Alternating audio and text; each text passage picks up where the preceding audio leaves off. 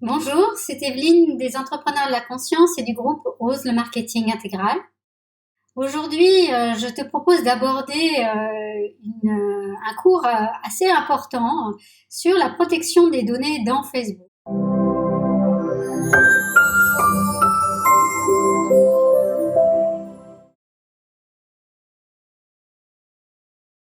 Pas intéresser tout le monde, c'est évident. Peut-être que c'est un cours où tu penses que voilà, ça n'aura pas de répercussions sur toi, où tu fais absolument confiance à Facebook, il n'y a aucun problème.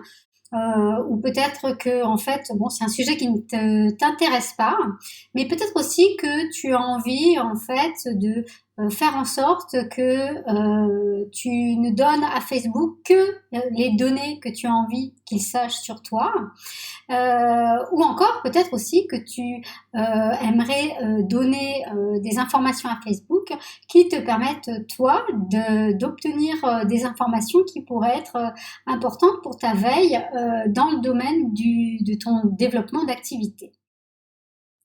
Donc aujourd'hui, je vais te donner 7 conseils qui vont te permettre de diminuer drastiquement les données que récupère Facebook sur ton profil et sur tes actions dans le réseau social. Alors tu peux en appliquer une ou plusieurs, ou peut-être que déjà il y en a certaines que tu utilises déjà. En tout cas, voilà, je t'invite vraiment à regarder cette vidéo et à voir lesquelles seraient adaptées à ton cas. Donc le tout premier conseil que je peux te donner, c'est un conseil vraiment de bon sens, finalement, c'est quand dans ton profil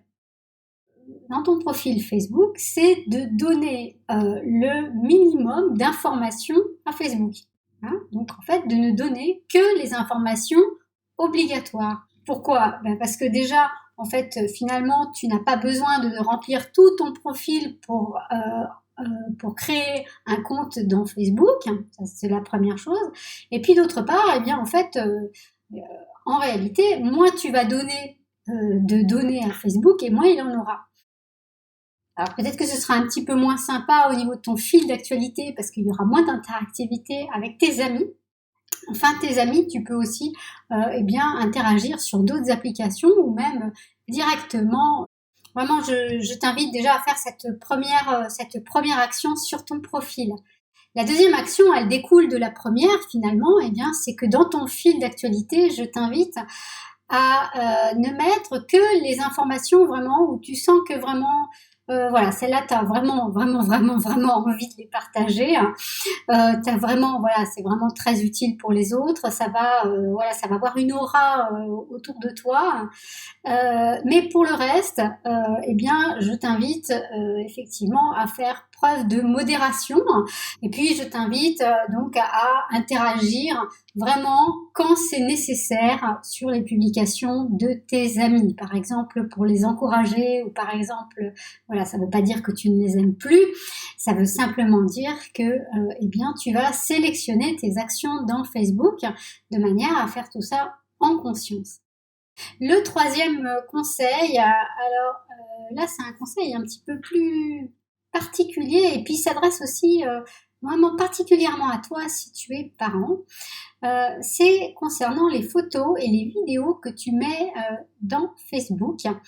Je conseille vivement de ne pas mettre des photos, en tout cas le moins possible, des photos de soi en action. Par exemple, des photos de vacances, des photos ceci, des photos cela. Et de mettre le moins possible aussi de vidéos aussi personnelles. Surtout s'il y a des enfants en jeu. En fait, la problématique, c'est que toutes ces photos ont ce qu'on appelle des métadonnées. Qu'est-ce que c'est qu'une métadonnée ? Quand on crée une photo ou une vidéo sur un appareil numérique, un téléphone mobile, un ordinateur, etc., donc c'est du numérique, attaché au fichier de la photo, il y a aussi un certain nombre de données qu'on appelle métadonnées et qui sont notamment la date où a été réalisée la photo, le lieu où elle a été réalisée, les conditions quand il y en a, les conditions dans lesquelles elles ont été réalisées, etc. Donc il y a des données qui sont attachées dans ton fichier. Et donc Facebook lit bien entendu ces données. Donc voilà, donc je t'invite vraiment à faire en sorte que que tu partages ce genre de choses avec parcimonie. Alors, tout est toujours dans le dosage, hein, je te dis pas ne le fais plus. Je te dis simplement vraiment fais-le avec parcimonie et quand c'est vraiment important, nécessaire, voilà, pose-toi à chaque fois la question, voilà, est-ce que vraiment cette photo, je la partage? Est-ce que ça va avoir un impact positif voilà, pour l'ensemble des personnes qui me côtoient? Voilà, ça c'est vraiment important de se poser ces questions-là. Les deux conseils suivants sont pour les personnes qui utilisent Facebook via leur smartphone. Alors, sur smartphone, ce qui se passe, c'est que les applications ont des interactions entre elles. Donc, du coup, l'idée, c'est pour un certain nombre d'interactions, c'est de faire en sorte qu'elles ne soient pas actives. Alors, je pense en particulier à ton microphone, à l'application photo et l'application appareil photo. Donc là, simplement, ce que tu as à faire, c'est d'aller dans les réglages de ton smartphone et de retirer à Facebook. Donc, tu vas dans l'application, les paramétrages de l'application Facebook et tu retires l'accès donc au micro, aux photos et à l'appareil photo. Pareil, j'insiste vraiment lourdement là-dessus, ça ne veut pas dire que tu fais plus du tout, ça veut dire simplement, par défaut, tu ne donnes pas l'accès, et puis quand tu as besoin, eh bien, tu remets l'accès, tu fais ta photo, tu l'envoies dans Facebook, dans Instagram, etc. Et ensuite, tu retires l'accès de manière à être tranquille.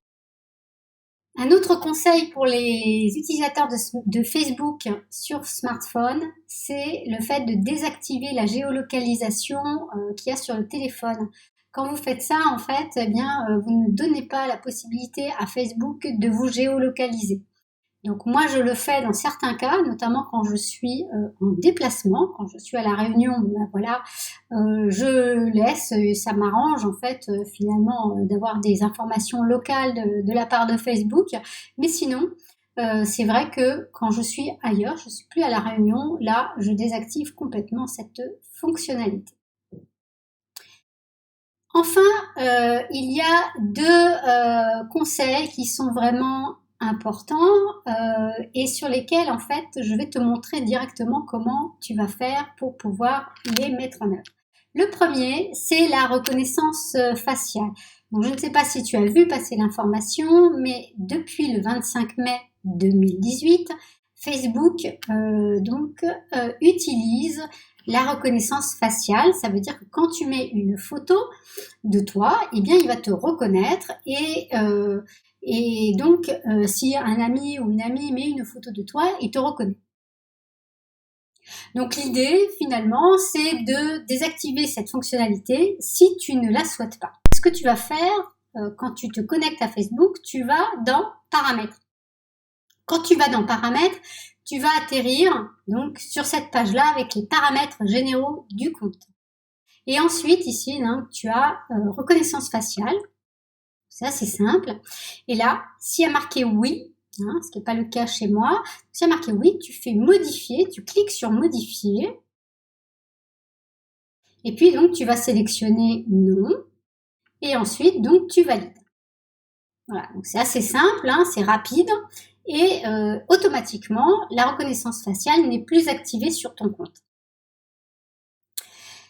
Donc ça, c'était mon 6e conseil. Et mon 7e conseil, c'est concernant les centres d'intérêt et toutes les informations qui sont récupérées concernant, je dirais, ta navigation dans Facebook. Donc là, pour ce faire, pour aller voir un peu ce qui se passe et pouvoir sélectionner ce que tu veux ou pas que Facebook utilise en termes de données, tu vas dans Informations, vos informations Facebook. Et ici, tu as un chapitre qui est accéder à vos informations. Donc là, on va aller là-dedans. Et donc là, tu as 2 chapitres, vos informations, donc qui sont toutes les actions que tu as faites. Hein, donc Donc les pages que tu as créées, les lieux que tu as créés, les messages que tu as mis dans Messenger, les amis que tu as, etc., etc. Donc ça, c'est les données que tu connais, que tu sais forcément que Facebook a sur toi, les groupes auxquels tu appartiens, etc. Et puis les informations sur vous, c'est-à-dire les informations qui sont collectées au fur et à mesure du temps par Facebook et qui donc sont notamment toutes les pages que tu as aimées, mais aussi en fait quand il y a des annonceurs qui ont donc des entreprises qui ont récolté des données sur toi et puis qui les ont mis dans Facebook pour te cibler au niveau publicité. Et donc là ici tu vas aller dans publicité, information sur vous, publicité, donc tu prends le premier, de toute façon tu auras accès aux autres. Et donc là, tu vois donc tous les centres d'intérêt. Les centres d'intérêt, c'est les pages que tu as aimées. Et là, donc, c'est assez facile et assez rapide. Tu vas pouvoir, en fait, annuler les abonnements et aux pages, finalement, où tu n'as pas du tout envie d'apparaître. Donc là, c'est des thématiques pour l'instant. Voilà. Donc, par exemple, voilà. Donc, tu les retires, hein, tu coches. Donc là, soit il met des thématiques, soit il met des pages. Hein, donc voilà, donc là par exemple, hein, tu vois, il y a un jeu. Donc ça c'est certainement parce qu'il y a entre guillemets un soi-disant ami qui m'a invité à utiliser ce jeu et donc Facebook l'a mis dans mes centres d'intérêt. Il s'est dit voilà, si l'ami lui propose ça, c'est qu'il la connaît mieux que moi, donc voilà. Donc là je le retire parce que ça fait pas partie de mes centres d'intérêt. Voilà, donc je te laisse vraiment du coup mettre ce qui t'intéresse que Facebook t'envoie comme information, les pages sur lesquelles tu veux vraiment rester fan, et puis comme ça tu vois, tu as la main, c'est toi qui reprends la main sur tes données dans Facebook.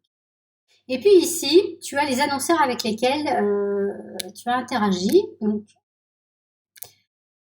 Donc, ce qui est intéressant, c'est que par exemple, il y a des marques en fait dans lesquelles moi je me suis inscrite. Je me suis inscrite sur le site et où j'ai acheté le produit. Donc, ils ont mes coordonnées, donc ils les ont mis dans Facebook pour pouvoir me recibler. Mais il y en a certaines marques en fait, comme par exemple ici où je me suis pas inscrite sur le site en fait, mais ils ont récupéré mes données. Par exemple par l'intermédiaire d'un autre partenaire qui a lui-même mes données et qui a revendu ces données à cette entité-là. Et donc ce que je vais faire, c'est qu'effectivement, je vais retirer ce que je n'ai pas envie, voilà, de voir apparaître dans mon fil d'actualité. Voilà, je n'ai pas forcément envie d'avoir ces publicités-là. Par contre, ce qui est intéressant, c'est que du coup aussi, notamment pour les centres d'intérêt, quand par exemple vous avez une thématique ou quelque chose qui justement vous intéresse, c'est d'aller aimer la page, par exemple une thématique qui va être qui va correspondre à votre communauté, ou une thématique où vous savez que votre communauté achète déjà ce type d'offre. Alors c'est intéressant d'aller aimer la page, même si vous considérez que c'est un concurrent. Pourquoi ? Parce que vous allez recevoir les campagnes de cette personne-là, de cette marque-là, et puis donc du coup ça va vous permettre un peu de savoir comment cette entreprise ou cette personne est en train de se positionner. Il y a deux choses que vous pouvez voir. La première, c'est du coup comment vous allez pouvoir vous positionner. En fait, moi plus la démarche de ne pas travailler en compétition, mais plutôt en considérant que chacun est unique et que donc chacun a une force à apporter, même dans une même thématique d'activité. Donc justement, ça me fait travailler sur quelle est vraiment ma force, mon unicité, et puis ce que j'apporte vraiment au monde. Ça, c'est une première chose. La deuxième chose, c'est que certainement aussi, souvent, il y a des complémentarités. Donc, c'est toujours intéressant de travailler sur ces complémentarités. Voilà, et du coup, ça vous permet aussi peut-être après, à terme, de monter des partenariats avec ces personnes-là qui, a priori, semblaient être des concurrents, mais finalement, quand vous apercevez sa communication, vous apercevez qu'en fait, il dit certaines choses et ça pourrait apporter à votre communauté et vous n'avez pas du tout les compétences là-dedans. Donc voilà, et en plus, souvent, ça fait des belles surprises en fait, parce que c'est c'est sûr que quand on travaille dans le nouveau paradigme, c'est souvent des personnes qui sont dans une certaine éthique et donc on rencontre des gens d'une très grande profondeur. Voilà, donc voilà, j'espère que déjà ça vous donne une idée de la façon dont vous pouvez utiliser au mieux la collecte des données par Facebook, donc d'une part en vous protégeant, d'autre part en récoltant vous-même des données dans Facebook pour vous permettre d'améliorer votre activité dans Facebook. Je vous souhaite une excellente journée et je vous dis à très bientôt.